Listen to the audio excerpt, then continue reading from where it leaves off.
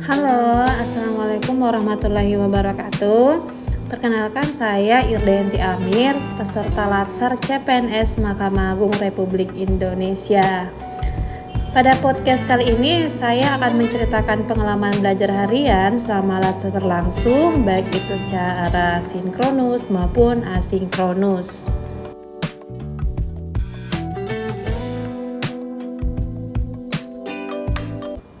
Jadi pada dasarnya metode pembelajaran Latsar dibagi menjadi dua, yaitu sinkronus maupun asinkronus.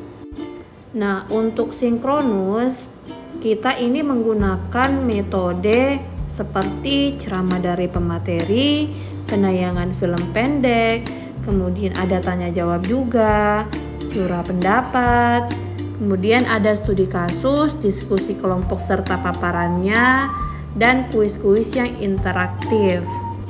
Dan selama sinkronus ini berlangsung, kita menggunakan media Zoom. Sementara asinkronus pada fase ini itu menggunakan metode seperti diskusi kelompok dan belajar mandiri yang keduanya ini saling terintegrasi satu sama lain. Selanjutnya, saya akan menceritakan pengalaman saya mengikuti pembelajaran secara sinkronus. Untuk kegiatan ini sebenarnya lebih memudahkan kita untuk memahami materi Latsar itu secara mendalam, karena kan kita mendapatkan materi secara langsung dari pemateri. Kemudian dalam kegiatan ini juga pemateri itu menjelaskan mengenai materi Latsar yang ada. Jadi kalau kita misalkan bingung, kita itu dapat menanyakannya secara langsung kepada pemateri, sehingga kita akan mendapatkan materi secara maksimal. Nah, kemudian pemateri juga sering mencontohkan materi dengan perumpamaan-perumpamaan yang sederhana, sehingga kita dapat lebih memahami substansi materi yang disampaikan oleh pemateri.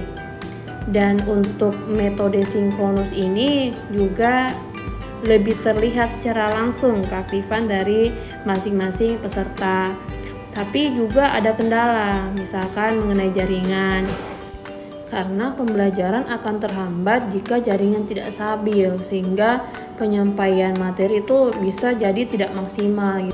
Dan dalam metode sinkronus ini juga kita itu memiliki keterbatasan waktu.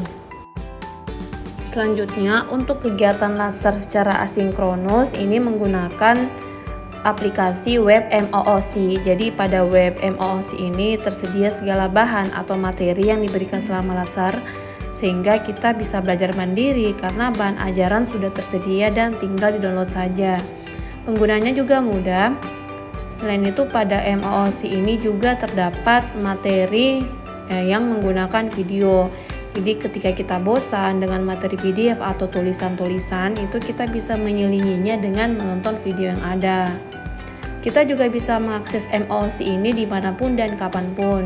Kita juga bisa menentukan sendiri gaya belajar seperti apa yang kita mau. Jadi sebenarnya lebih memudahkan kita untuk melakukan proses pembelajaran. Walaupun belajar secara asinkronus memang lebih memudahkan kita karena kita lebih bisa mengerti diri kita sendiri, tetapi tidak sedikit juga tantangan yang timbul. Karena kita harus punya motivasi dan kesadaran diri untuk melakukan pembelajaran secara mandiri. Kadang juga web MOOC bermasalah, entah error atau bahkan tidak bisa diakses. Dan jika terdapat beberapa hal yang membuat kita bingung dengan materi yang ada, kita tidak bisa langsung mengajukan pertanyaan dan otomatis juga jawaban tidak bisa langsung kita dapatkan. Tidak seperti pembelajaran secara sinkronus. Kemudian selain menggunakan MOOC, kegiatan asinkronus ini juga didukung dengan pemberian tugas baik individu maupun kelompok, yang mana menggunakan aplikasi web LMS Sekolah Belajar sebagai kontrolernya. Pemberian tugas dapat melatih sekaligus menguji apakah kita sudah menguasai materi atau belum.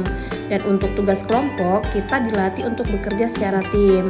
Hanya saja, kadang kita terkendala dengan aplikasi web tersebut yang sering error, sehingga menghambat proses pengiriman serta penilaian tugas. Nah, itulah tadi pengalaman saya belajar harian selama Latsar, baik itu secara sinkronus maupun asinkronus. Terima kasih dan sampai jumpa di tugas berikutnya.